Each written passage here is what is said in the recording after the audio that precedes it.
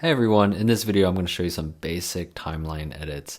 Nothing too advanced, just enough to get you going and start to feel comfortable with the tools in your timeline window. Alright, so let's get started here. I'm going to go to my timeline window and I'll start with the toolbar. I'm not going to go through everything here, but sometimes you'll hit something on your keyboard by accident and you'll get some random tool that you're not used to. So to just go back to the main tool, the main selection tool, hit V, or just simply click on it on your toolbar. I'm not going to go over all the tools like I said, but just wanted to let you know that sometimes it happens when you accidentally hit a key that you don't want. Go back and hit V, or click on the selection tool in the toolbar. All right, and just so you know, when you hover over anything, you'll see the hotkey that's associated with that tool. And you can see here, you can see in parentheses that it's V for the selection tool.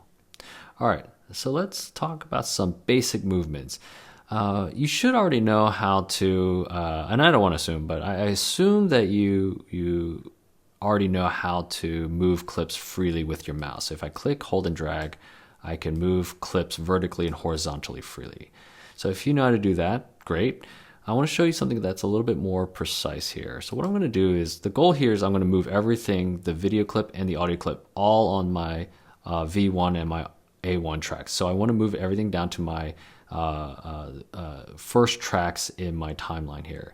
And I scattered these on purpose in my last video about source, when I taught you about source patching and why tracks matter, and with 3-point editing. And if you don't know anything about that, I would say go back to that video on source patching and why tracks matter. And any of my 3-point editing videos will help you understand how to do 3-point edits.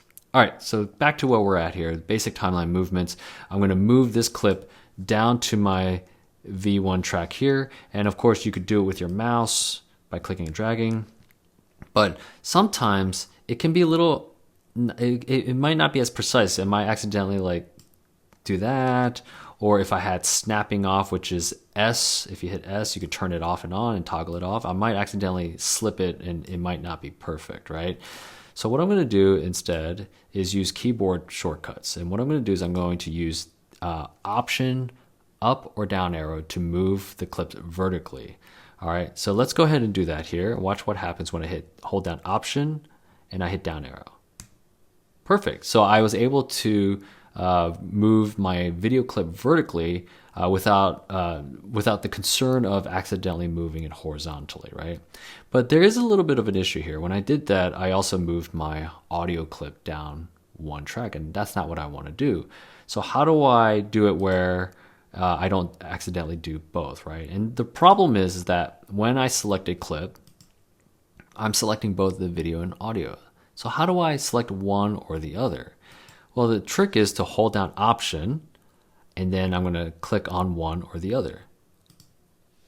And now, still holding down Option, I'm going to hit the up arrow.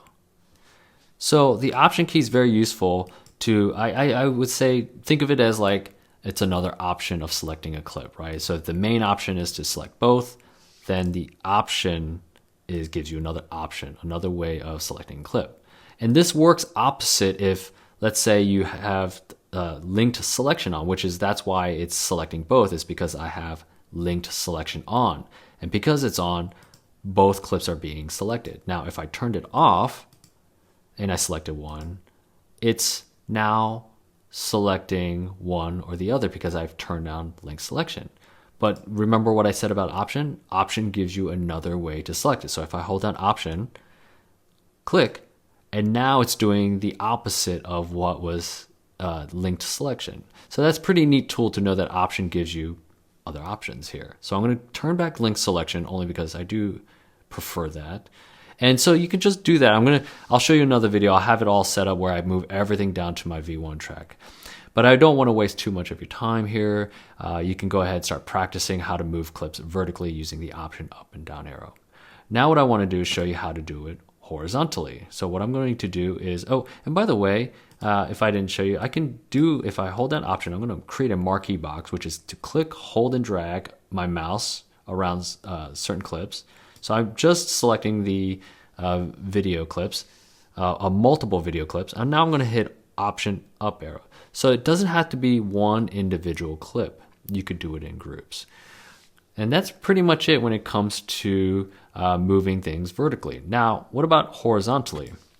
Now, horizontally, there's a term for it called nudging. So I'm going to just use this clip here. And in fact, I'm going to actually butt it up against the other clips. And to do that, you can hit the delete key here. In fact, I'm going to bring this one down.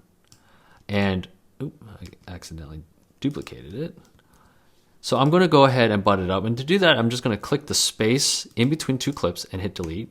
And this is just a quick way to collapse the clips. What I'm going to do is I'm going to show you this clip here. I'm going to highlight it, and I'm going to go ahead and nudge it to the right here. Command right arrow.